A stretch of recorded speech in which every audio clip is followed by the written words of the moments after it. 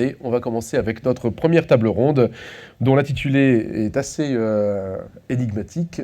Junior versus senior. C'est quoi le bon deal pour une start-up? Et sans plus attendre, j'appelle Damien Cavaillès, qui est le CEO et cofondateur de Wheel of Dev, qu'on peut applaudir. Je t'invite à prendre place. Oui, tu te mets là, c'est bien. J'invite notre invitée Marie-Noëlle Moreau de Aston IT. Pour représenter l'APEC, j'appelle David Monsino. Salut David, on peut t'applaudir également. Grosse table ronde, hein, je vous dis, c'est pas fini, on n'en est qu'au début. Perrine de Côte-Logon pour représenter l'Université de Lille et la DINUM. Alexandre Mikolovazak, j'aurais pas réussi, ça fait 3 ans, j'arrive toujours pas, mais qui représente le Well Code School. Baptiste Germain, pour une fois, c'est pas Clément, bravo, pour Utocat, super sweet. Et je pense que c'est bon, il reste plus que moi. Merci à toutes et à tous. Alors, pour allumer le micro, c'est tout simple, il faut juste le démute. Et on est parti ensemble pour un peu plus d'1 heure sur cette fameuse thématique junior versus senior. Merci à tous. Donc je vais refaire un tour de table très rapidement. Donc Damien Cavaillès, cofondateur de Wheel of Dev, Marie-Noëlle Moreau pour Aston IT, qui est chargée du recrutement et des relations entreprises.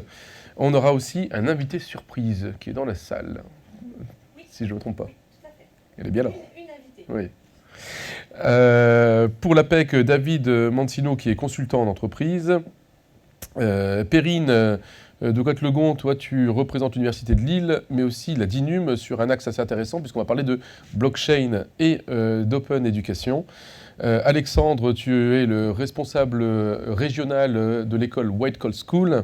Et enfin, Baptiste, à côté de moi, tu es le Chief Operating Officer de chez Utocat, super boîte sur la thématique aussi de la blockchain.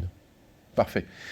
On est dans un contexte assez particulier quand on crée une start-up, puisqu'on est dans une aventure humaine, mais aussi qui nécessite des moyens financiers, et on ne les a pas forcément tout le temps au début.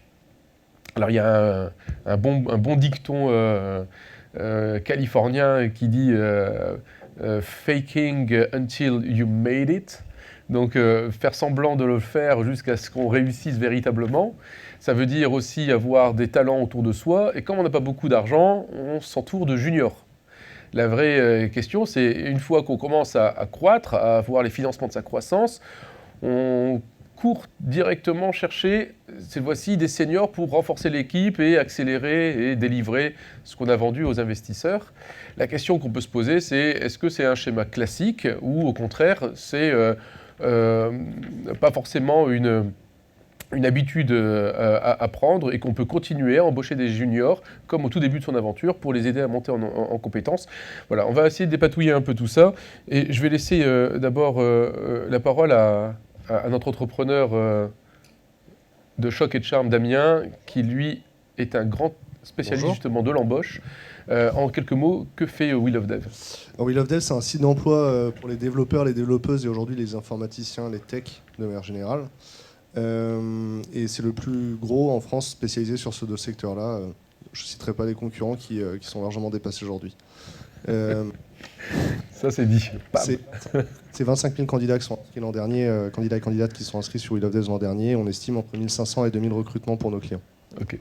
Alors justement, sur cette question de juniors, est-ce que tu as beaucoup de juniors, tu as beaucoup de seniors? Comment tu répartis Ouais.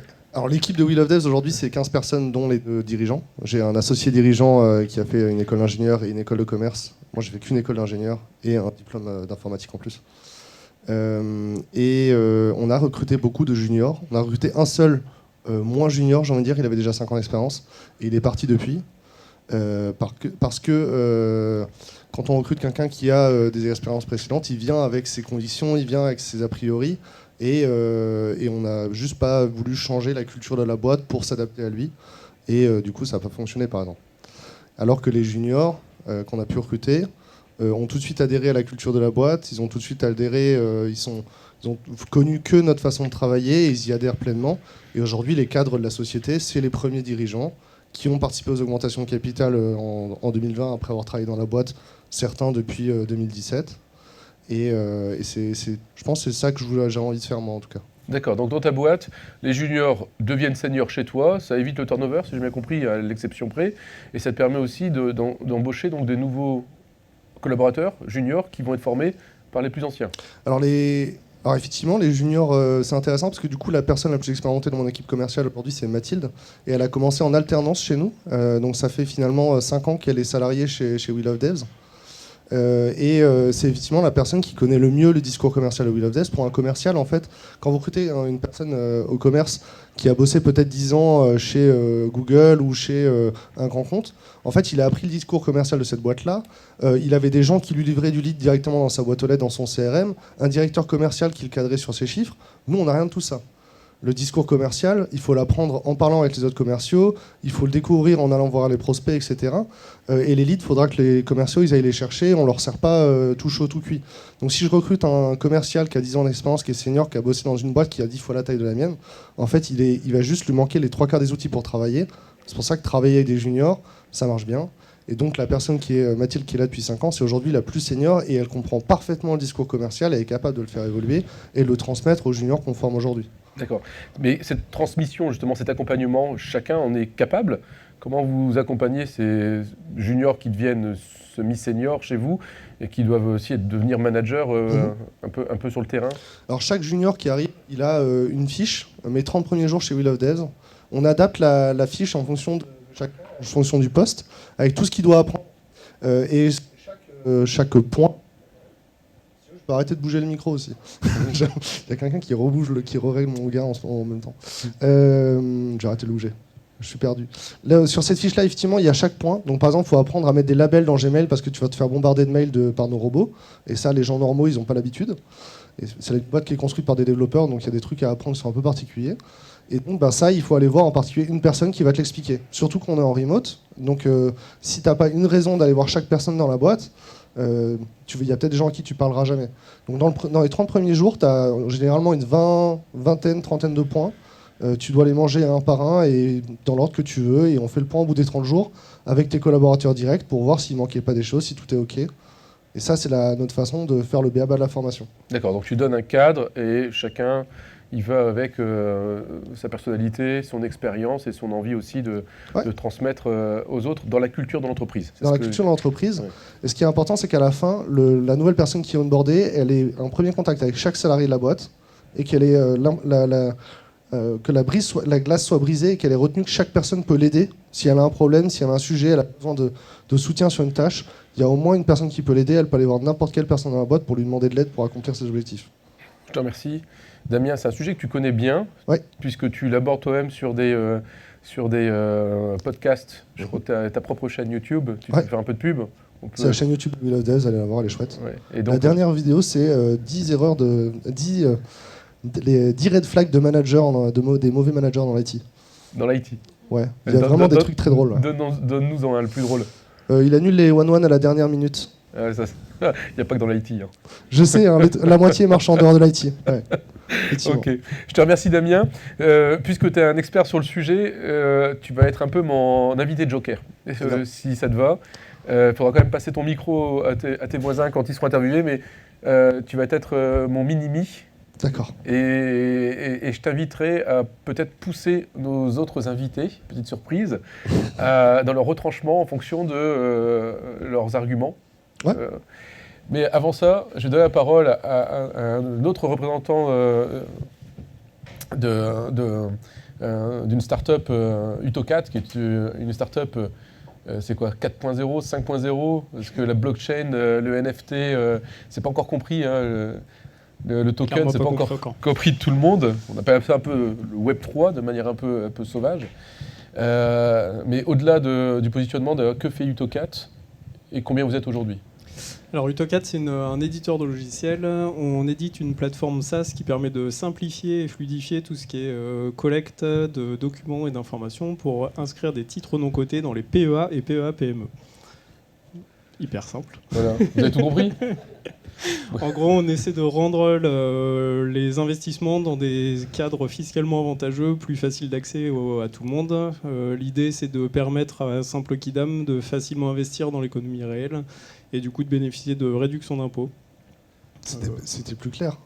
Nettement. Ouais, voilà. La j'ai première, compris, c'est pour réduction faire un d'impôts. peu show-off, quoi. Hein Bon, en tout cas, c'est un tiers de confiance qui permet à n'importe qui, particulier comme professionnel, de pouvoir avoir des transactions sécurisées et tracées. Vous embauchez aussi des juniors? Alors on embauche des juniors, alors ça dépend de ce qu'on appelle un junior. On embauche des juniors et des seniors et juste des seniors en reconversion. On embauche les deux. J'ai pas répondu tout à l'heure. On est 18 aujourd'hui dans la société. On est une équipe tech de 7 personnes. On embauche des tout juniors, donc juniors au sens gens qui sortent de l'école, qu'ils aient 0 année d'expérience ou qu'ils en aient déjà plus de 10, notamment des gens de la Wild ou des gens d'Aston en l'occurrence, on en a aussi. L'idée pour nous, c'est d'arriver à avoir un mix qui permette d'avoir un équilibre entre des seniors qui vont arriver à encadrer les juniors et des juniors à qui on va donner la capacité, comme aux seniors, d'être autonomes et de développer leurs compétences. Ouais. Le plus important pour nous sur les juniors, c'est je rejoins Damien sur certaines choses, c'est la compréhension de ce qu'ils font. C'est-à-dire que pour nous, un senior qui comprend pas ce qu'il fait, qui reproduit juste une méthode, il va pas nous intéresser. Un senior qui comprend les méthodes et sait les travestir, les changer, les modifier pour faire que ça marche dans une start-up, lui peut nous intéresser. Et un junior peut avoir complètement cette capacité-là aussi de le faire. Du coup, là-dessus, on n'est pas fermé, nous, ni sur la quantité d'années d'expérience, ni sur d'où il vient. La phrase qu'on veut pas entendre, c'est dans toutes les autres boîtes, on fait comme ça. Clairement. Ou alors, ok, mais pourquoi ? Je suis d'accord. Je vais rebondir sur un sujet qui m'intéresse. Baptiste, en tant que représentant de l'APEC, est-ce que tu peux nous donner une définition de ce que c'est qu'un junior? C'est intéressant parce que ce n'est pas forcément lié à l'âge. Quand tu parles de reconversion, tu peux nous dire un petit peu comment vous percevez-vous, ou comment vous définissez le terme junior au sein de l'APEC? Non, mais je te rejoins tout à fait. C'est-à-dire que junior, déjà, c'est hyper important de se dire que ça veut, en fonction des entreprises, en tout cas, on peut avoir des définitions très différentes. Globalement, nous, un junior, c'est quelqu'un qui sort d'études après un parcours d'alternance ou un stage, en tout cas qui débute une première partie de vie professionnelle. Et c'est plutôt caractérisé par quelqu'un qui aurait du coup plutôt moins d'1 an d'expérience. Après 1 an, on va considérer qu'il est encore junior, évidemment, mais on est sur d'autres curseurs et d'autres niveaux. Mais quand tu dis sortir d'études, c'est quoi comme type d'études? C'est pas forcément des études post-bac, ça peut être une reconversion comme... Bien sûr, ouais, tout à fait. Au-delà du niveau d'études, du coup, il y a aussi ce sujet de la reconversion sur laquelle je te rejoins, sur laquelle l'APEC en plus est extrêmement sensible. Et donc on peut être junior à n'importe quel âge en fait, dans son parcours professionnel. Voilà, on embraye sur une reconversion, et du coup on va se retrouver junior, et du coup on peut, voilà, si on a moins d'1 an d'expérience dans le domaine d'activité, on va considérer qu'on est junior, et pourquoi pas 40 ans, 45 ans, 50 ans, ça c'est possible. Bon, et par symétrie inversée, c'est quoi un senior? Comment? Ah ouais. Alors, c'est assez délicat parce que moi je suis toujours assez surpris quand je l'annonce, mais en tout cas on est senior aujourd'hui en France à partir de 45 ans. Il y a un seuil qui est défini, qui est assez précis, et on rentre du coup dans cette catégorie senior à partir de 45 ans. Voilà. Après, une fois de plus, voilà, je trouve ça un peu jeune, donc du coup on peut avoir des curseurs qu'on peut déplacer. Donc tu as des seniors qui ont plus de 45 ans qui peuvent être juniors, avoir fait une reconversion professionnelle à 48 ans. Exactement. Ok. Bon, et professionnellement, si on se dégage de l'âge, on n'a pas aussi des seniors qui sont en dessous de 45 ans? Ça n'existe pas, ça? Le gars qui pendant 15 ans a fait la même typologie les mêmes expertises, on ne peut pas le considérer comme senior au bout de 15 ans? Il a commencé à 25 ans, il a 40 ans? J'imagine que si. Après, disons que la seniorité, elle est surtout aujourd'hui topée sur un critère d'âge. Okay. Moi, je parle plutôt d'un cursus finalement d'expertise intermédiaire. Il y a un chiffre que je veux à tout prix vous communiquer qui me semble assez interpellant. On a plein de chiffres, avec plein de slides, on va revenir après. Sur lesquels je reviendrai tout à l'heure, mais par rapport à ta question, aujourd'hui, on sait que les entreprises vont être finalement très captives des profils entre 1 et 15 ans d'expérience. Le gros sas de recrutement, il est là. Donc tu vois, il est après finalement le cursus senior, le cursus junior, puisque moins d'1 an, on a tendance à pas trop y aller. Et puis après 15 ans, on n'y va pas trop non plus. Donc on est vraiment sur ce sas intermédiaire-là. 61% des recrutements pour les entreprises se font sur ce curseur-là. Pour le métier de développeur, à 8 ans, tu es senior. À partir de 10 ans, ton employabilité, elle se dégrade. On soit bien d'accord. Incroyable. C'est plus difficile encore que pour les autres cadres de l'IT. Marie-Noël, tu es en charge du recrutement. Alors d'abord, qu'est-ce qu'Aston IT? Et après, tu vas me donner aussi ton point de vue sur ce qu'on vient d'entendre. Est-ce que tu es d'accord avec? Est-ce que tu pondérais? Mais d'abord, que fait Aston IT? Alors en fait, Aston IT, on est voisins. On est au bâtiment Winov à Euratech. Oui, exactement, il n'y a pas longtemps. Et donc du coup, Aston IT est une école qui a un peu plus de 10 ans, dont le siège est à Arcueil. Nous, on est depuis 6 ans à Euratech Technologies. C'est une école en fait que la grosse force d'Aston, c'est d'accompagner en fait l'ensemble des étudiants, des personnes tout au long de la vie. Donc sur Arcueil, vous avez toute la formation aussi alternance que vous retrouvez à Lille. Donc on accompagne en post-bac jusqu'au bac+2 et bac+5. Et la grosse force d'Aston, c'est qu'on est uniquement en alternance, ce qui n'est pas le cas de toutes les écoles. On dit plus proche pour ceux qui sont en ligne. Une formation en alternance, donc prise en charge par l'entreprise. Donc du coup, en fait, il y a des formateurs qui, la plupart, en fait, viennent du monde de l'entreprise, donc d'une expérience terrain, et aussi beaucoup de projets, des projets au cours de nos différentes formations.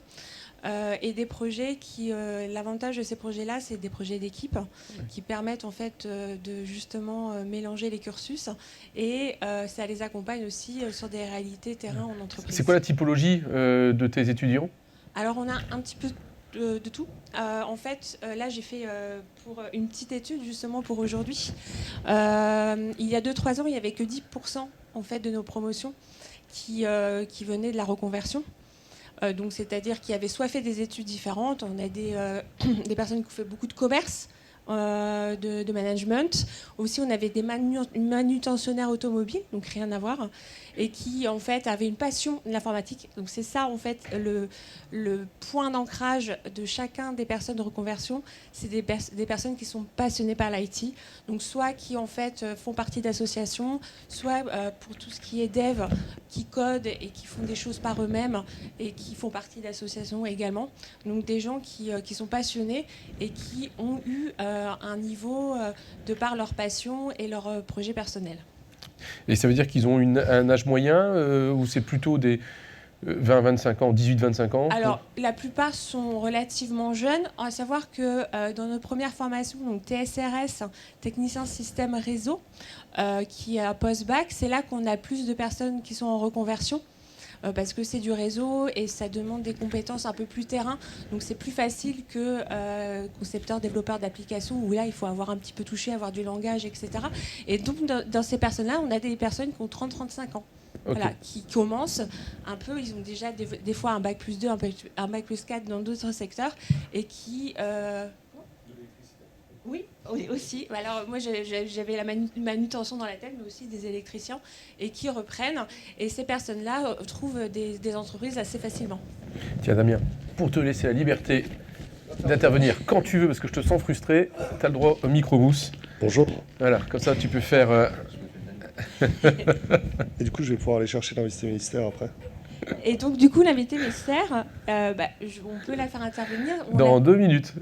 C'est pas prévu. J'irai la chercher.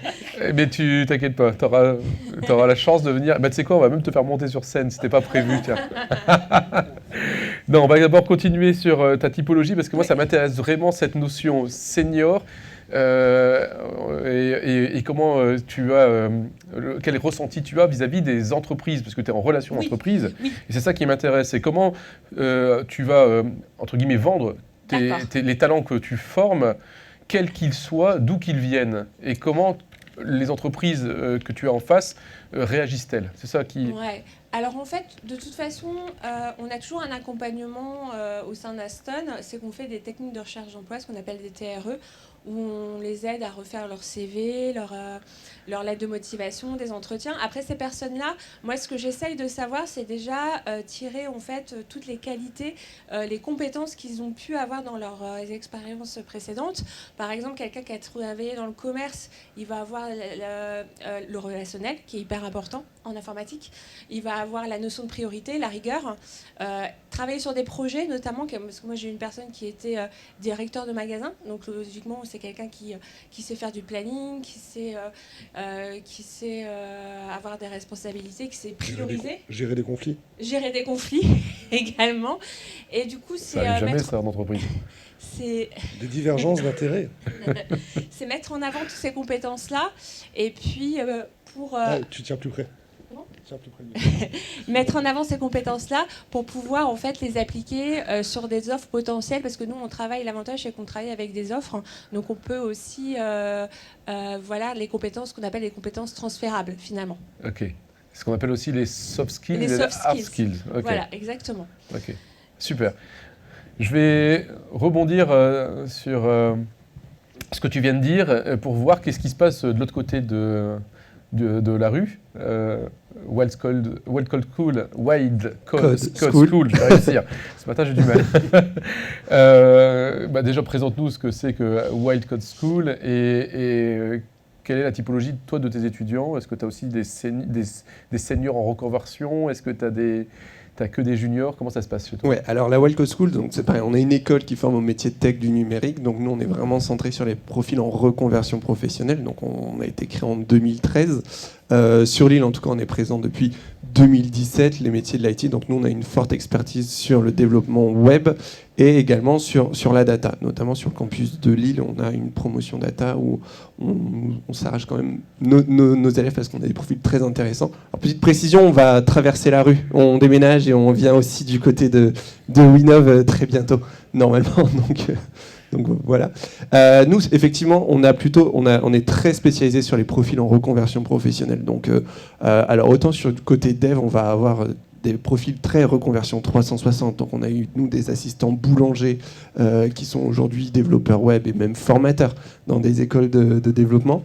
Voilà, on a vraiment tout type de profils. Côté data, c'est un peu différent. On a beaucoup de personnes qui ont une expertise métier, qui veulent continuer dedans et rajouter la data en compétences techniques. Donc on a des personnes issues du secteur bancaire, de la RH, etc. et qui vont appliquer la data sur leur expertise métier. Et ça, c'est des profils qui sont très recherchés et qui vont partir très vite. Ils sont déjà en poste ou alors c'est pendant une pause de parcours professionnel?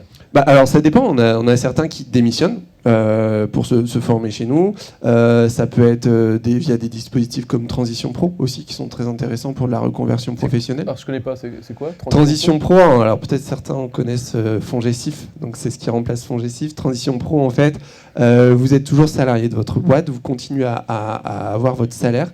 Par contre, l'entreprise est dédommagée par Transition Pro. D'accord. Ça règle aussi un souci, c'est que quand tu changes de branche, tu changes d'opco. Et du coup, Transition Pro fait le lien entre les opco. Ça veut dire que tu gardes tout ton cumul de. Si tu étais directeur de magasin chez Auchan, tu étais chez l'Opcommerce, tu as cotisé, tes cotisations obligatoires sont dans l'Opcommerce. Si tu vas aller faire un métier de développeur, tu vas tomber au Syntec, et du coup, c'est l'Opco Atlas qui devrait payer ta formation. Et donc, du coup, Transition Pro est financé par les Opco pour aider aux gens à changer d'Opco, tu vois. Excellent. J'ai bien expliqué, c'était bien. C'est super. David, tu valides ou pas? En gros, c'est une API, quoi. C'est un passe-plat. C'est hyper important en vrai dans le processus de reconversion, parce que sinon on n'arriverait pas à se reconvertir en changeant de branche. Ouais, où on perdrait ses droits. C'est ça. Nous, ça nous permet d'aspirer les financements des autres branches. Je pense que ça va intéresser plus d'un. Excuse-moi, on revient à donc la formation que tu proposes, donc est une typologie très large d'apprenants. Oui, sachant qu'en plus, nous, on est sur des formations courtes, donc sur des bootcamps de 5 mois, sans de grands prérequis techniques, ce qui permet aussi vraiment de se reconvertir assez rapidement et assez facilement. Après, bien entendu, si on va aller plus loin et se spécialiser, on a également des alternances possibles en développement web, data ingénieur ou data scientist. Mais voilà, on peut vraiment se reconvertir assez rapidement. Même question que Marie-Noëlle, quand tu es en front avec des recruteurs, des entreprises, comment ils réagissent face à ces différents talents et comment toi tu leur exposes les parcours un peu atypiques que vous avez Alors on a différentes entreprises, hein. On a toujours forcément des entreprises un peu récalcitrantes qui sont encore sur du junior issu de l'école d'ingénieur, etc. Donc là c'est vrai que c'est assez compliqué de convaincre. Néanmoins c'est vrai qu'on est sur des personnes qui ont des soft skills, qui ont déjà fait de la gestion de projet, même si c'est pas de l'informatique, qui ont déjà fait du management, et ça reste des profils intéressants. D'autant plus qu'en général c'est des capacités qui mettent plus longtemps à se développer que des compétences techniques parfois. Du management de projet, ça demande quand même plusieurs mois, plusieurs années d'expérience avant de maîtriser ça, alors que peut-être, enfin, je n'ai pas un profil tech, hein, mais sur certaines technos, voilà, on peut être formé quelques semaines, quelques mois pour la maîtriser. Donc au final, on peut gagner beaucoup plus de temps en prenant quelqu'un qui a les bonnes soft skills, d'autant plus que ces soft skills vont lui permettre d'apprendre encore plus rapidement en général que de prendre un junior qui a issu de l'école d'ingé, qui a les super compétences techniques, mais qui derrière n'a pas encore développé les soft skills en management, gestion de projet. En plus, en école d'ingé, les compétences techniques peuvent être beaucoup moins professionnalisées. On peut avoir des compétences qui sont beaucoup plus théoriques et beaucoup plus compliquées à mettre en application en entreprise. Alors vous apprenez aux gens des compétences directement applicables en entreprise. Après, il leur manque un background théorique qui leur permet d'aller plus loin, d'apprendre tout seul, d'apprendre en entreprise. Mais dans les médias, ils sont plus productifs. Ouais, exactement. Nous, c'est des entreprises qui viennent nous voir effectivement parce que nos profils sont beaucoup plus opérationnels tout de suite, d'autant plus que je pense qu'on a beaucoup d'écoles de formation là-dessus. Nous, on va hyper spécialiser sur un langage. Il est hors de question que chez nous, un dev a 3 semaines de PHP, 3 semaines de JavaScript, on va rajouter un peu de Java et saupoudrer de C#, .NET par-dessus. Non, nous, on va vraiment hyper spécialiser, c'est-à-dire qu'en 5 mois, un élève fait que du JavaScript avec React, Node. Par exemple, l'objectif, c'est vraiment d'aller le plus loin possible sur ces technos pour que tout de suite, en entreprise, effectivement, ils soient opérationnels. Comment on confirme, et je vais rebondir sur ce que tu viens de dire pour laisser la parole à Perrine, qui représente l'Université de Lille, mais aussi la DINUM. Alors, blockchain, on en a parlé un petit peu, mais ça c'est ton core business. Par contre, on ne l'imagine pas forcément au sein de l'Université de Lille, en tout cas dans de l'open education. Avant de te poser ma question, déjà, qu'est-ce que tu fais au sein de l'Université de Lille? Présente-nous rapidement. Le département, c'est DAPI, c'est ça? Oui, alors c'est la direction d'appui à la pédagogie et à l'innovation. Donc merci de cette invitation, je suis très contente d'être ici aujourd'hui. J'ai un parcours justement atypique et je me suis souvent dit que j'étais née trop tard, trop tôt, et que je devrais être plus jeune pour avoir profité dans ma jeunesse beaucoup plus de l'informatique. Mais en même temps, justement, j'ai toujours été intéressée par l'informatique et j'ai fait des études de droit et j'étais avocate à Paris en fusion-acquisition. Je suis arrivée à Lille, j'ai pris un poste de secrétaire général dans un groupement d'intérêt public et j'ai découvert l'open source pour les contenus éducatifs. Ça veut dire donner un meilleur accès à tout le monde sur des beaux contenus éducatifs qu'on trouve en ligne. Donc ça peut être une chaîne YouTube qui est par défaut mise sur YouTube sous licence libre. Et là, l'idée, c'est de construire des bibliothèques entières pour les enseignants, les étudiants. Et je suis membre du board de l'association américaine Open Education Global, dont la visée est mondiale sur cette thématique-là. Mais c'est pas pour ça actuellement que je travaille le plus. Ce qui occupe beaucoup mon temps, c'est de porter politiquement, tout en opérationnalisant, la thématique blockchain dans l'éducation. Et à ce titre, donc, il y a des idées de la blockchain et il y a la réalisation de l'infrastructure. Les idées, c'est qu'à tout moment de la vie, dans des registres distribués, on retrouve facilement tous ces acquis d'apprentissage, que ce soit un diplôme, une compétence reconnue, certifiée à l'occasion d'une formation continue. Et donc là-dessus, donc déjà c'était une idée qui n'existait pas parce que c'est la transformation publique. Il fallait changer la façon dont on émet le diplôme déjà, et ensuite travailler sur les open badges. Et qu'est-ce que c'est que les open badges? C'est toujours un verifiable credentials. Les personnes qui l'ont pensé, d'ailleurs, les open badges sont à l'origine des développements de l'identité souveraine et des questions du Web3 et de la blockchain. Ça date d'il y a 20 ans, ça arrive maintenant à maturité. Et donc l'idée globale, c'est que l'open badge serait le bitcoin du diplôme. En effet, les universités sont accréditées par le ministère de l'Enseignement supérieur pour délivrer des formations. Et donc si on a travaillé très fort, très dur pendant 3 ans on peut avoir son diplôme avec ou sans mention, peu importe. On a quand même travaillé pendant tout ce temps sur un curricula construit par des spécialistes de la formation. Mais ça ne décrit pas forcément qui on est, ni au sortir du diplôme, ni par la suite dans la vie, sur ce qu'on sait faire, etc. Et donc l'Open Badge est une alternative à une reconnaissance formelle construite. C'est de la reconnaissance informelle d'acquis qui peuvent être faits en dehors des universités, justement, ou des écoles d'ingénieurs. Ça évite, à la fin d'une formation continue, j'imagine, de donner un PDF, quoi. L'idée, c'est que dans notre e-wallet européen, donc souverain, par rapport au GAFAM ou à Apple, dans ce e-wallet, on retrouvera son permis de conduire, sa carte d'identité, son porte-monnaie avec l'euro numérique, mais aussi, c'est la nouvelle thématique, ses diplômes et ses Open Badges, facilement. Et on pourra les ressortir, certifiés. Okay. Certifiés, donc en gros, c'est un tiers de confiance. On n'est pas en concurrence avec des dispositifs comme le VAE, voire même avec vos écoles qui amenaient cette certification à la fin ? Pardon, mais mon compte formation a complètement compris ça et a créé le passeport orientation, formation, compétences, dans lequel les universités françaises ont poussé déjà leurs données. Et nous, à l'Université de Lille, on a opérationnalisé. Donc mon travail, je ne sais pas ce que c'est.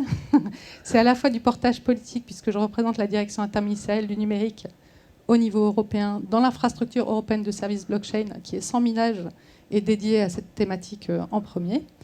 Mais pas seulement, évidemment, c'est toutes les thématiques du Web3 qui sont abordées, donc l'identité notamment, mais aussi la traçabilité d'un document, par exemple dans une procédure légale. Mais c'est aussi l'opérationnalisation. Donc on a travaillé avec 37 personnes différentes de 5 directions de l'Université de Lille. Il n'y a pas de question de senior ou junior. Les gens étaient tous contents de travailler sur ce projet, au-delà de leur fiche de poste, etc.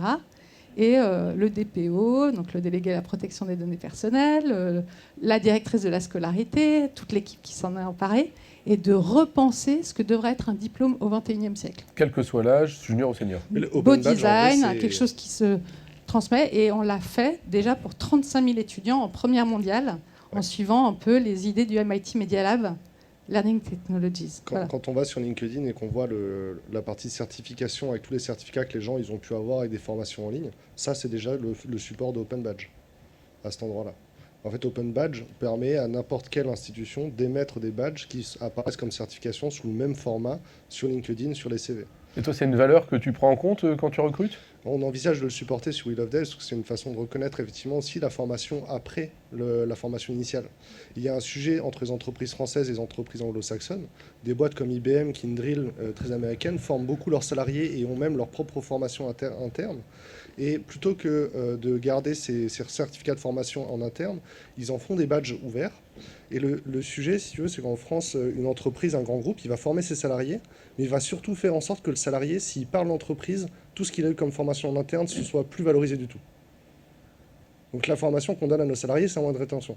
Alors que les Américains se sont dit, moi je veux que toutes les formations que mon salarié d'IBM il fasse chez moi, ce soit bien valorisé.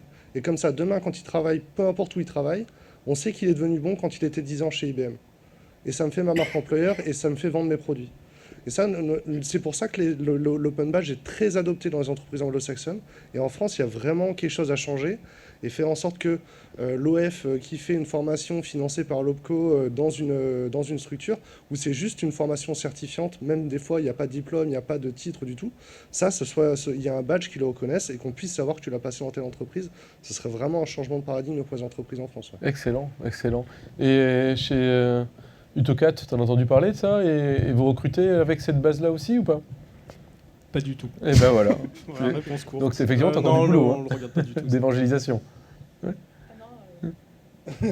Pardon, alors donc il y a Badgeons les Hauts-de-France avec Chris Delpierre qui anime la thématique. C'est en pleine émergence. C'est toujours des bénévoles, souvent des gens qui travaillent en plus pour faire connaître cette thématique parce que ça les passionne, qui veulent reconnaître les gens où qu'ils soient, parce que cette histoire de diplôme dématérialisé, ça rend des services. Si on est un cadre sup qui va faire l'INSEAD à Singapour, c'est déjà très pratique parce que ça va être vérifié en 2 secondes, on l'envoie, on arrête le document papier, il faut aller à l'ambassade, maintenant chez le notaire pour faire une apostille. Non, là, ça va être vérifié en 2 secondes. Tout ça simplifie la vie des gens, de tout le monde, pas seulement des étudiants. Et c'est le même format numérique, donc informatique, que ce soit un diplôme ou un open badge, tout ça va être, c'est en cours, quoi. On va vers une société sans mail et code d'accès, où dans un e-wallet, on retrouvera des documents certifiés. Donc en fait, comme tu dis, il faut encore évangéliser. Non, il y a la réalité des personnes, des parcours, c'est pas encore fait, bien sûr, mais c'est porté au niveau européen. Et là, ce qui est intéressant, c'est qu'on ne fait pas seulement ça.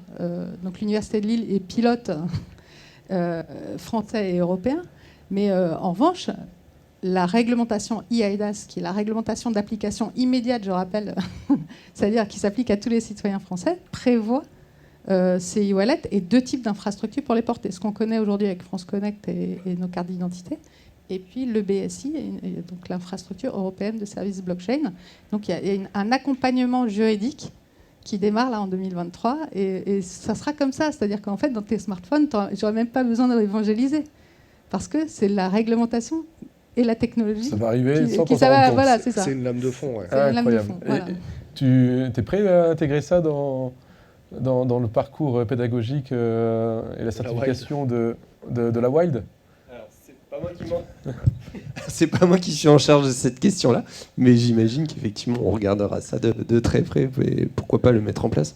Et toi, pour Aston, tu penses que demain, ça peut être aussi un élément supplémentaire de valorisation, la formation, la reconversion de tes étudiants dans leurs nouveaux skills pour faciliter encore plus l'embauche auprès des employeurs? Je pense, oui, parce que du coup, voilà, on parlera le même langage et du coup, il y a des équivalences qui peuvent être faites rapidement et c'est un plus, oui, tout à fait. Excellent.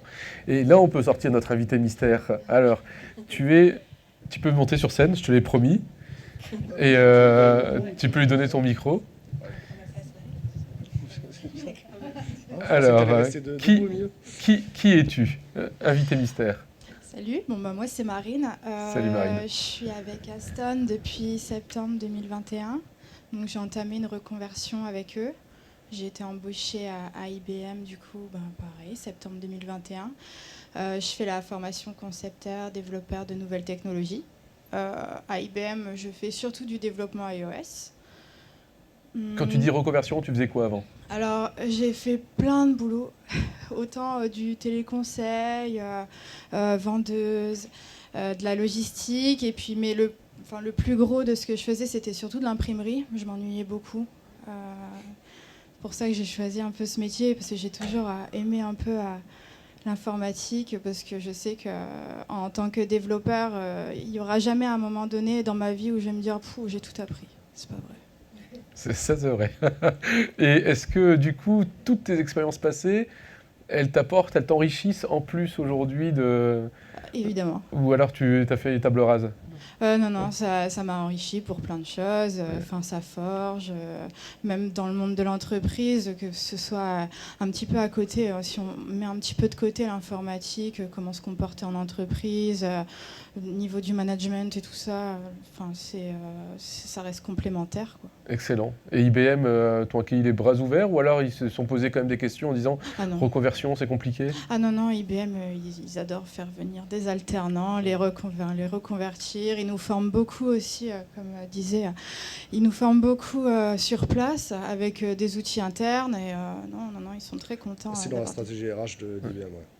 On va de toute façon en parler un peu plus tard dans une autre table ronde. Il y a un beau dispositif qui est porté par un certain nombre d'acteurs, dont Pôle emploi, qui s'appelle Invest in Digital People, IDP, ouais. et qui permet justement cette capacité à des grosses ESN, principalement, mais aussi à tout type d'acteurs dans le digital, d'aller recruter avec un dispositif assez incroyable, coporté aussi par l'Opco Atlas.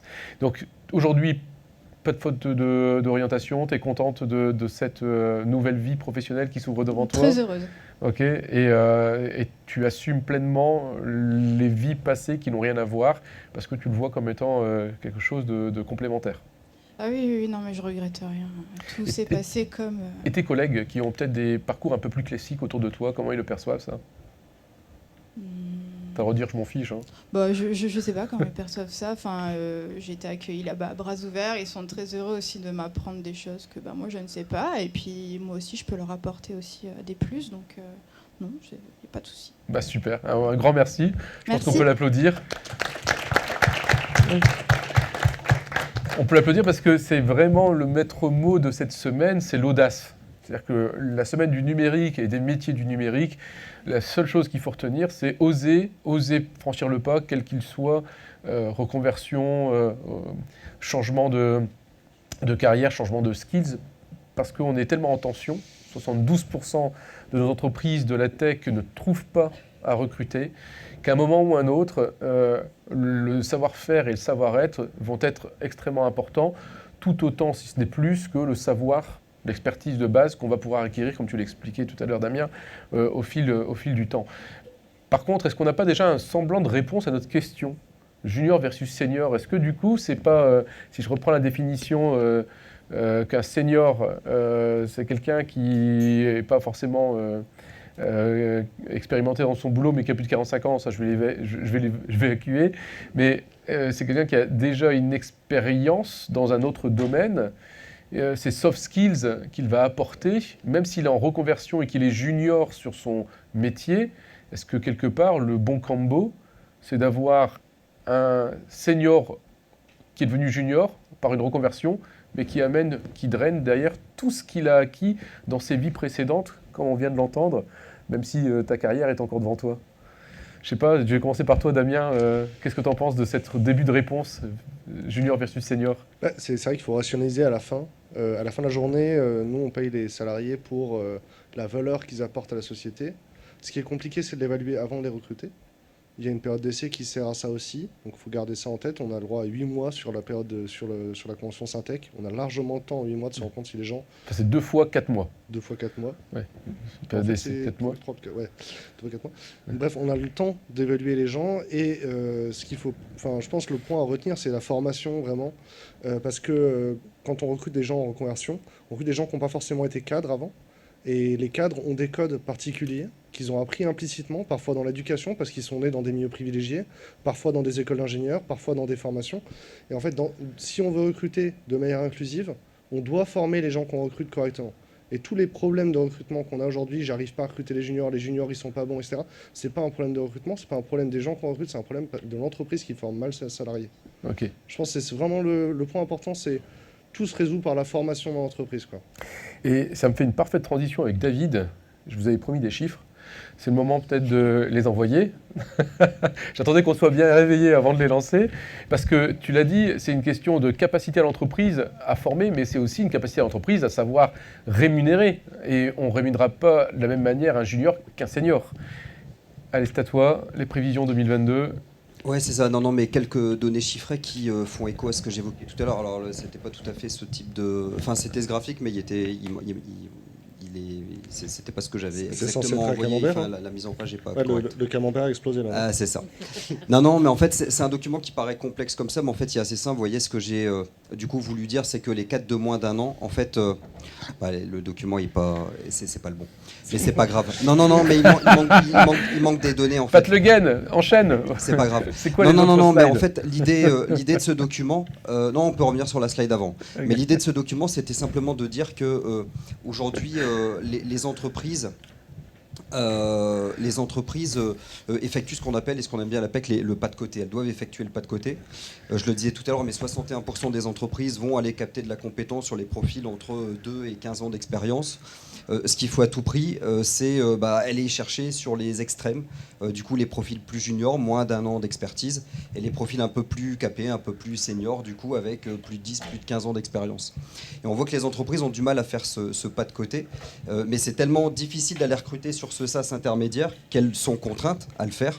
Et donc, et c'est là où le graphique n'est pas celui que j'avais envoyé, mais c'est pas grave, on voit qu'entre 2020 et 2023, il y avait par exemple 58 000 entreprises, il y avait 58 000 candidats qui avaient été recrutés en profil junior. Et en 2022, les entreprises en avaient finalement recruté 68 000, donc 10 000 de plus. Donc elles effectuent naturellement ce pas de côté parce que dans ce sas intermédiaire, tout le monde y va, toutes les entreprises y vont et du coup c'est compliqué. Donc, on voit, et c'était l'objet de cette slide, que naturellement, entre 2020 et 2022, eh bien, il y a eu une progression, par exemple, du recrutement junior. On te croit sur parole, c'est pas grave si on va C'était pas. l'idée. Et alors, tu nous as envoyé plein d'autres slides. Ouais, il y en a 7, des données chiffres, on peut passer sur celle Qu'est-ce d'après. qu'on a sur la suite qui nous permet de nous positionner par rapport à cette nouvelle... Si tu peux passer à la slide suivante, je te remercie. Yes. Voilà, cette évolution des recrutements des cadres et secteurs privés. Et ben voilà, c'était cette slide. Et tu vois qu'on a tout. Et ben voilà. Ça Non, peut- mais en fait, c'est exactement la slide qui était évoquée avant, mais qui est quand même Tu l'as bien décrite, plus hein. jolie ici. Voilà, donc vous retrouvez les informations que je viens de donner. Vous voyez en 2020, les chiffres précis, c'était, vous voyez, sur les cadres de moins d'1 an d'expérience, les entreprises avaient prévu d'en recruter 35 200 et en 2022, elles en ont finalement recruté 48 000. Donc elles effectuent ce pas de côté.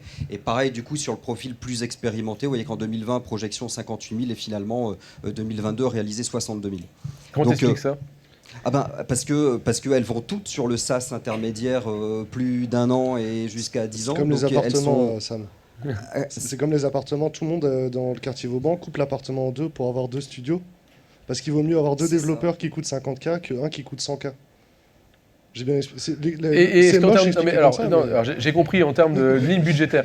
Est-ce que par contre, en termes d'efficacité, on a la même chose, on a 2 fois mieux? Est-ce qu'un développeur expérimenté code plus vite que 2 développeurs un peu moins expérimentés? Moi, j'ai pas la réponse. Personne ne l'a. Hein. Allez, on continue avec tes chiffres. Je t'en prie. Slide suivante, s'il te plaît. Ouais. Voilà. Ensuite, il y a un sujet qui est très important et qui fait la une en ce moment chez nous, c'est la question de la démission précoce. Donc tous les salariés qui vont quitter votre entreprise avant 2 ans. Voilà, on parle de grande démission, on parle de démission tout court et on parle de démission précoce, sujet très important. Et en fait, cette démission précoce, elle est de 22%. Donc quasiment un cadre sur 4 quittera l'entreprise dans les 2 ans.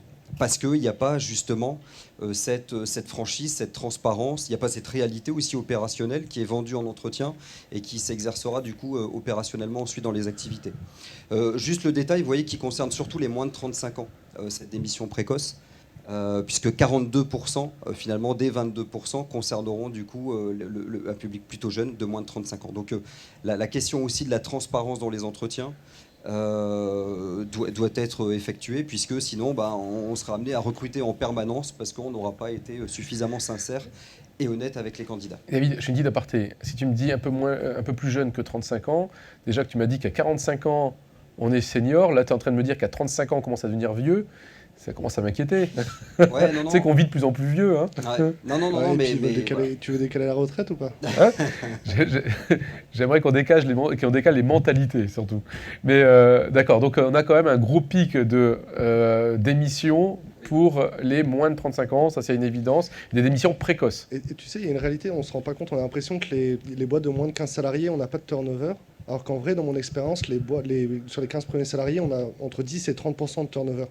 Et c'est dû au fait qu'on utilise beaucoup d'apprentissage, de contrats à durée déterminée, Ouais. et que c'est des gens qui vont être en début de carrière, ils vont chercher leur deuxième job très rapidement.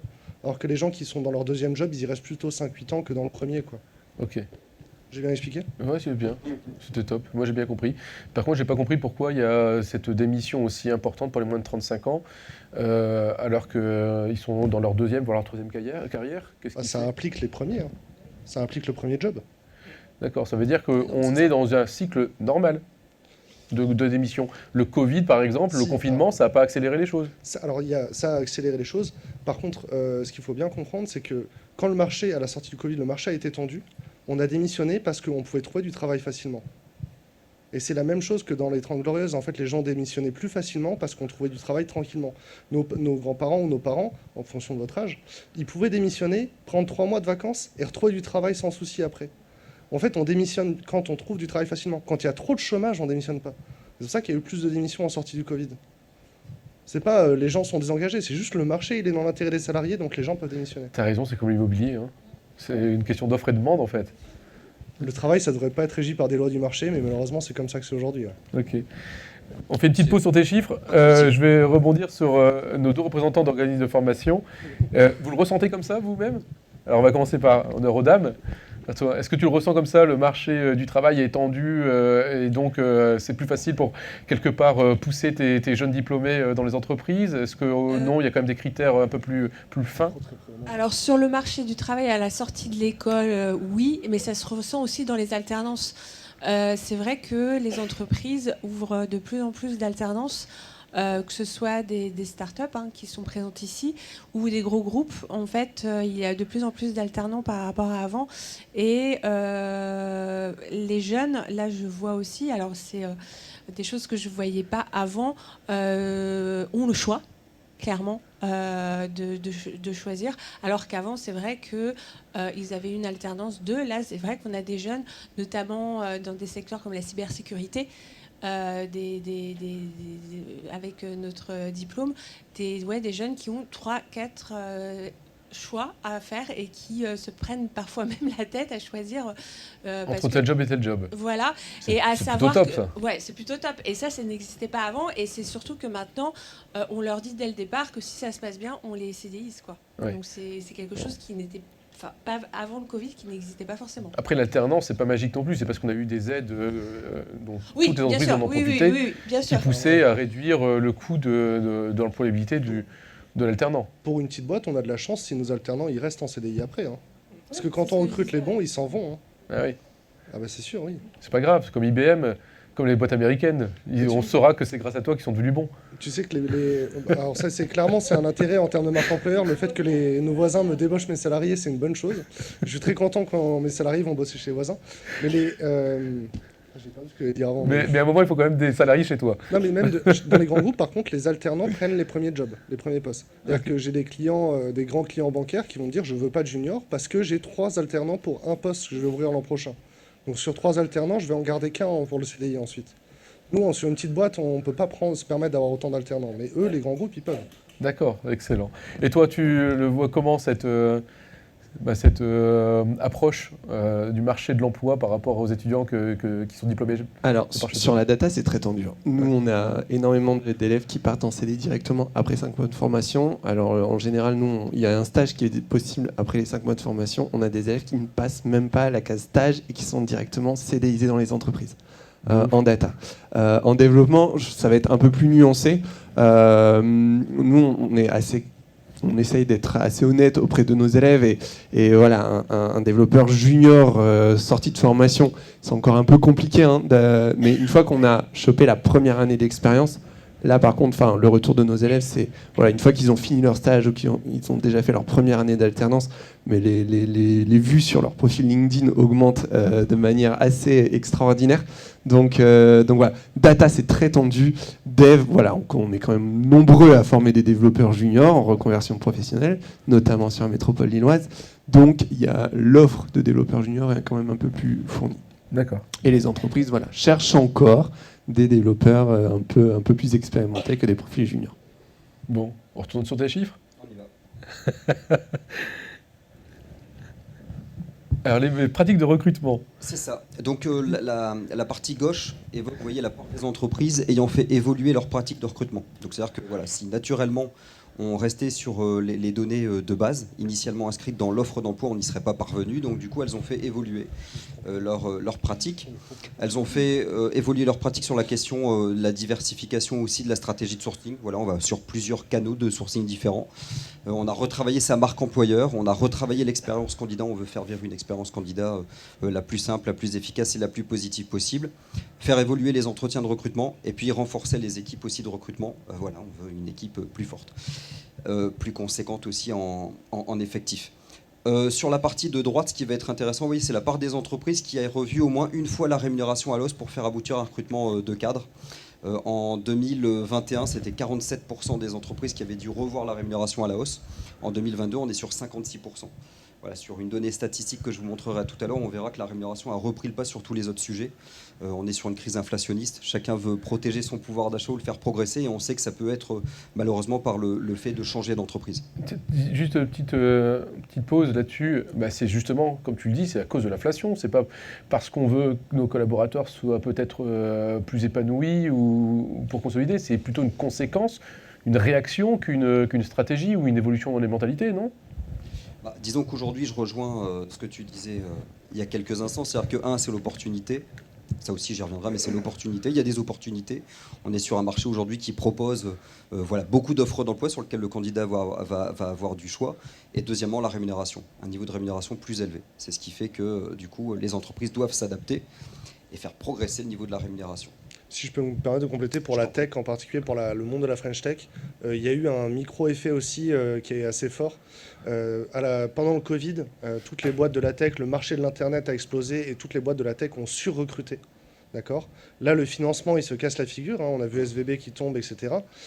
Et des boîtes qui, en 2021, étaient prêtes à payer 10% de plus que le reste du marché pour recruter un ingénieur, un DevOps, des personnes comme ça, aujourd'hui, en fait, elles ont surrecruté, voire elles font des plans de licenciement. On a entendu parler des boîtes américaines, Twilio, SendGrid, Stripe, qui licencient en premier les effectifs en Europe avant de licencier aux États-Unis. C'est important. Mais ça, c'est une question politique. C'est plus que de... C'est une question macroéconomique. Quand on voit les déclarations du Collision Browser, le patron de Stripe, il a surestimé, et les boîtes de la tech ont surestimé la croissance du marché de l'Internet en 2022. Et donc, ils ont surrecruté. Et donc, cette année, au mieux, ils ne recrutent pas d'ingénieurs, ils ne recrutent pas de tech.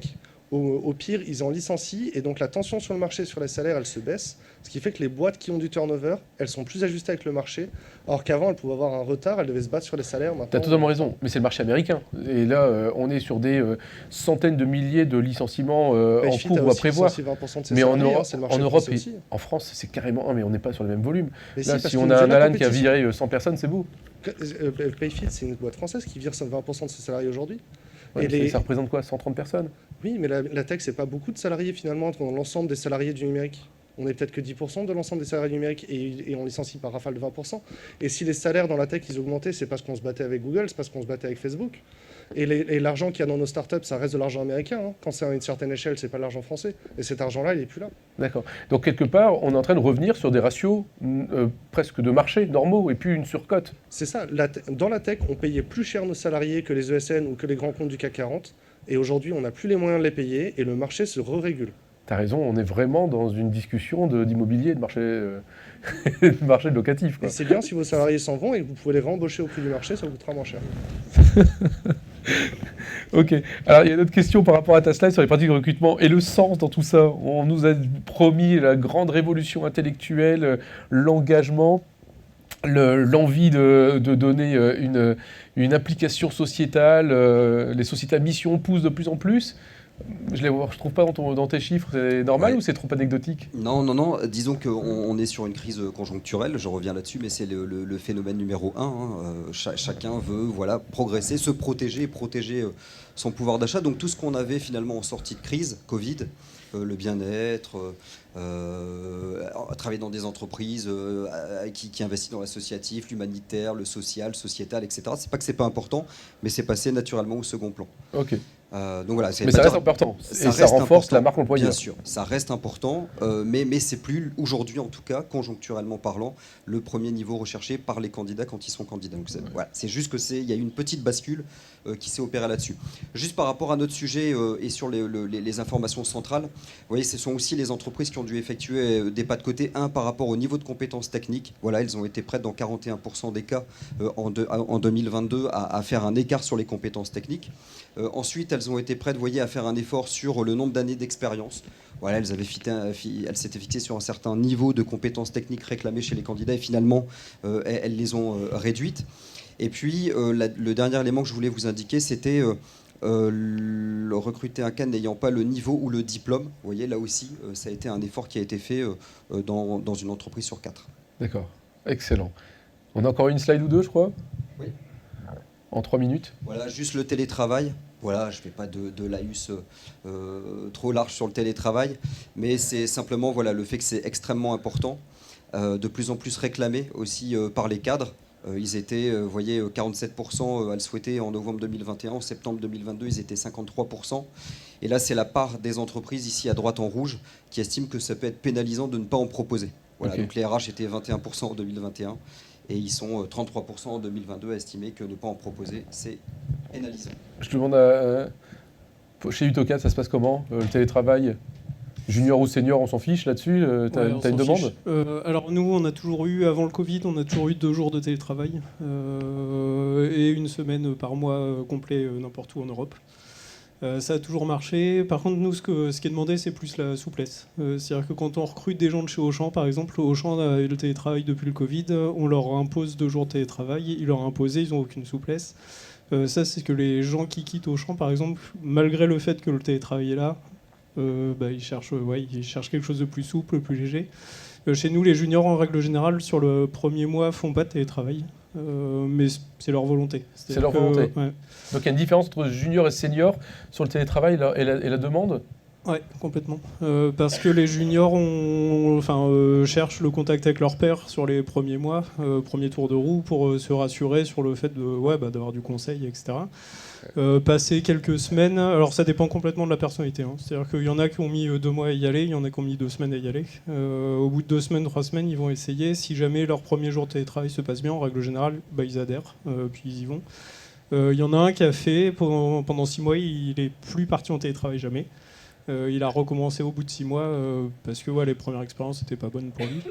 Donc c'est vraiment une histoire de confiance en lui. En fait. C'est plus agréable de faire du télétravail quand tu as une villa bourgeoise à Saint-Gand-Web que quand tu as une chambre étudiante à Lille. Donc les juniors en général sont contents d'aller au bureau, c'est plus confortable que la maison. C'est une réalité Lui, aussi. il était dans le Vieux-Lille, mais ça... Comment? Mais oui, c'est vrai. En plus, ce Ratex, c'est accessible en transport en commun presque. Excellent. Bon. Et pour le sens, par contre, nous, le retour des candidats actuellement, c'est plus l'équipe. Actuellement, c'est plus tellement la mission de la société, c'est plus avoir une équipe. Une équipe qui marche, qui est agréable, qui fait des trucs en dehors. Le salaire est finalement, alors oui, il est haut, mais c'est plus l'équipe aujourd'hui qui nous est demandé.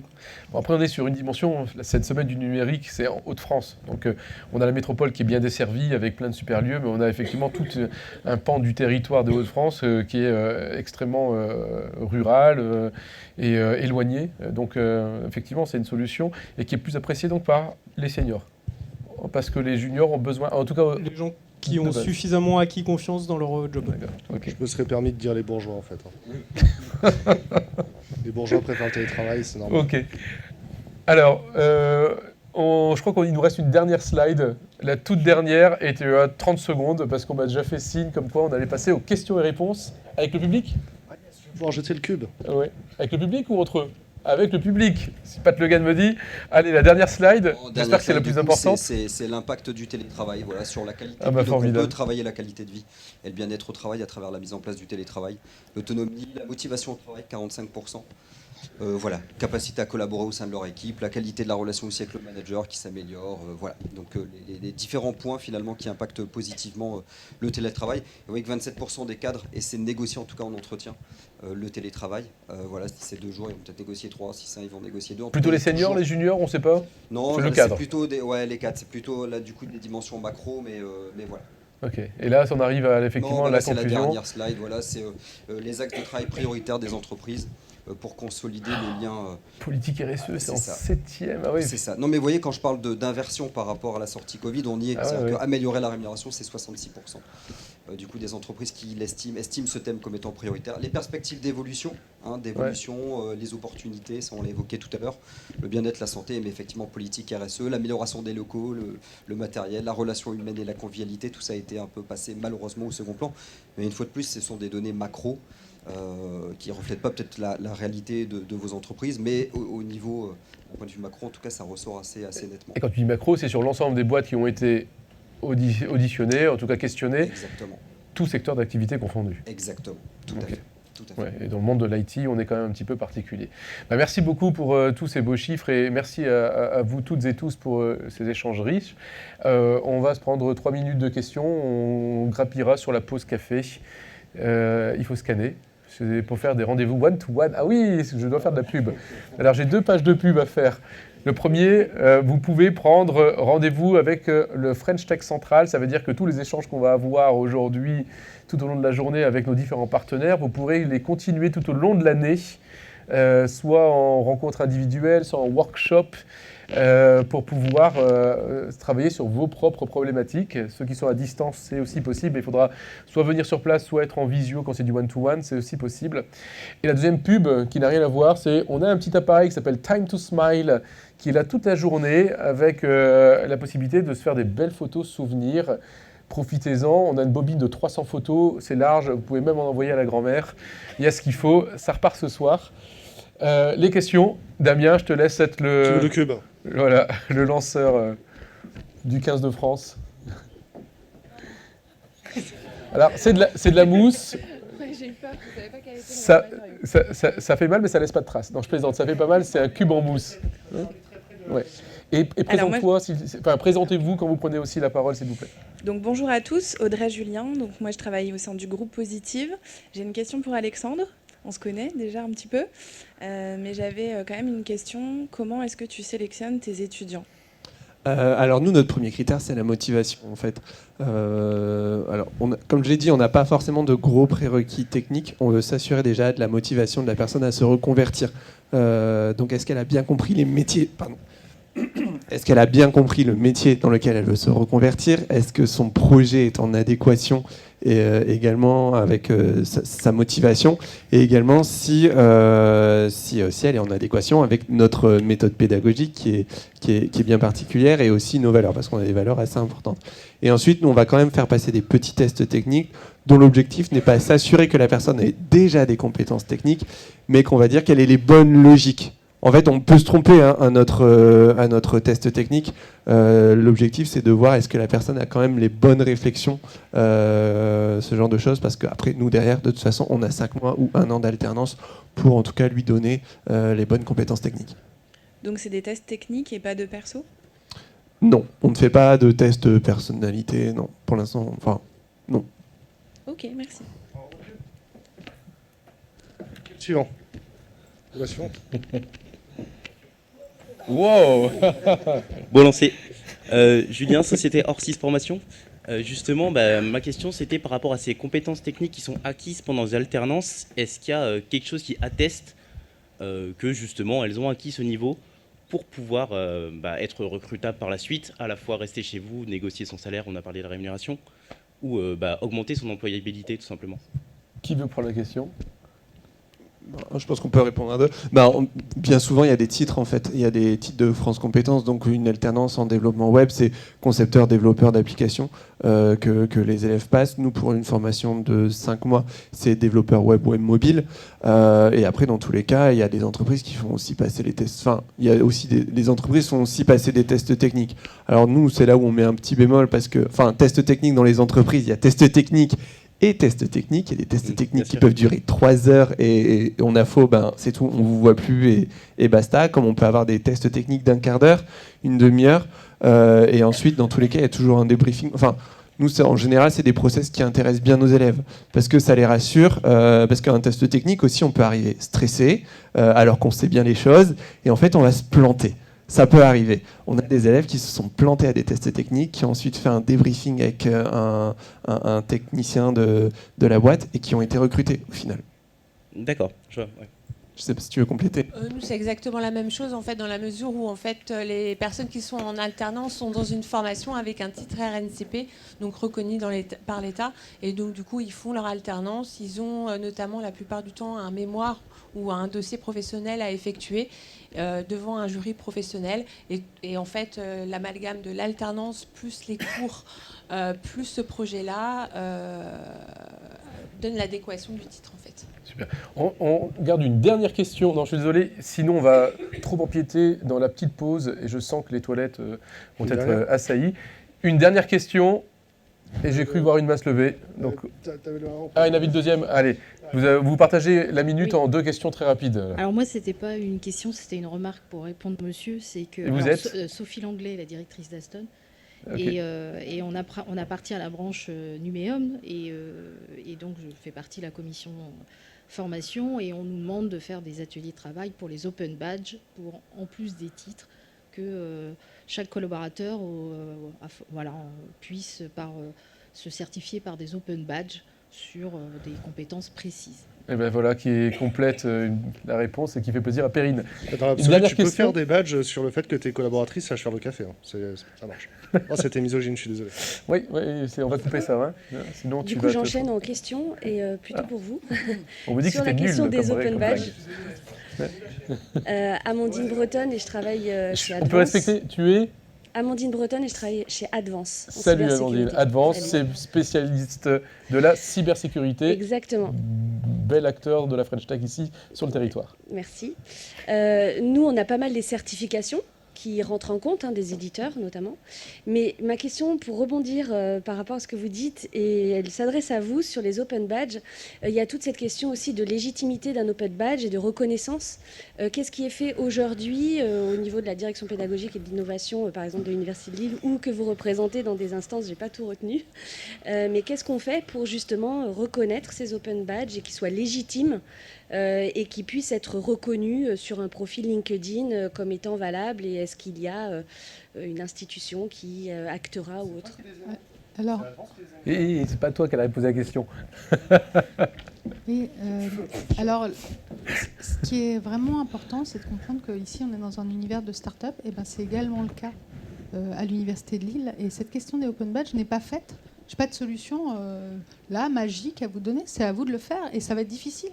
Ça va être difficile. Par exemple, on a obtenu un projet Erasmus+, sur la reconnaissance des compétences informelles en langue, en apprentissage des langues. Donc, à l'Université de Lille, il y a un centre pour l'apprentissage des langues qui n'est pas je fais LEA, langue étrangère appliquée. Ça, quoi que j'étudie de pharmacie à sciences informatiques, je peux avoir un certificat en langues étrangères. Voilà, parce qu'on parle souvent du TOEFL, mais il n'y a pas que l'anglais dans la vie. Voilà, il y a plein d'autres langues. Et donc, au CLIL, ils ont déposé ce projet de reconnaître des traces informelles. Donc, on est en fin de projet, là. On est au moment où on travaille des nouveaux types de référentiels qui ne sont pas des compétences apprises à l'université, mais où on va reconnaître automatiquement le nombre de vidéos, enfin du déclaratif de l'étudiant. J'ai fait ça sur telle appli. Je suis allée dans des cafés langues et dans des tables internationales en dehors de l'université. Et donc, c'est toute une démarche inhabituelle, en fait, qui sera reconnue par badge motivationnel. C'est-à-dire que d'un côté, on a une motivation, on gagne un badge à chaque fois qu'on a fait une des activités, et d'un autre, dans un méta-badge. Donc, on récapitule tout ce qui a été acquis et on dit, là, vous avez vraiment pratiqué l'italien pendant 25 heures, soit en regardant des films, soit en allant à des cafés. Et voilà, moi je dis, il faut que l'étudiant ramène des traces. Et c'est des traces, mon appli, HelloTalk, je l'ai utilisé comme ci, comme ça. Je me suis mis en binôme avec des Italiens en Italie qui voulaient apprendre le français, etc. etc. Voilà, on reconnaît l'informel. Ma fille, je l'ai mise dans une école qui pratique les open badges au collège, qui s'appelle l'EIC à Tourcoing. Pas mal pour ça, parce qu'en fait, ça démontre toute une pratique innovante. Et on leur dit, voilà, le premier dimanche du mois, les musées sont gratuits. Allez-y, ramenez votre ticket, vous aurez un open badge. C'est la reconnaissance de choses qui se passent en dehors de l'école et des personnalités des enfants en dehors de l'école. Vous voyez, mais à vous de le faire. Alors, on utilise une plateforme qui s'appelle Open Badge Factory, qui est intéressante parce que je peux vous envoyer d'ailleurs les raisons technologiques pour lesquelles, dans l'enseignement supérieur français, on choisit Open Badge Factory pour toutes sortes de raisons. Il se trouve que c'est un Français, Eric Roussel, qui l'a créé en Finlande, et il était linguiste. Donc déjà, c'est traduit dans plein de langues, ça c'est pas mal. Et ensuite, il est dans la mouvance des Open Badge depuis des années avec l'association Reconnaître, notamment, qui est l'association française, mais très liée aux Américains. Enfin, je veux dire, voilà, ça fait deux fois qu'on accueille à l'Université de Lille la conférence EPIC. Et là, c'était leur 20e édition quand même, bon. Donc, sur la thématique de reconnaître. Donc, juste pour dire, vous allez trouver plein de renseignements sur le site de l'association Reconnaître, mais plein, avec des ateliers, des prises en main, etc. Ça va vous aider à avancer. Tout ça est de l'open education. C'est là, c'est à disposition. Vous pouvez avoir des acteurs qui accompagnent et qui, justement, qui vont opérationnaliser. Ok. Voilà.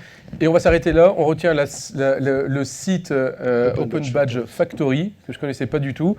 Et je te félicite aussi pour tes boucles d'oreilles, tiens, rien à voir, mais j'adore, on sent la fan C'est des Space games Invaders, si vous êtes trop long de pour les voir. Space Invaders, pour ceux qui ne le voient pas. On aura 6 minutes de pause où vous pourrez aller voir Perrine et lui poser toutes ces questions sur ses boucles d'oreilles ou sur l'Open Badge. On s'arrête là. Merci beaucoup, on peut applaudir. L'âme de Villeneuve d'Ascq. On va s'arrêter. Ça va, j'ai bien dosé ?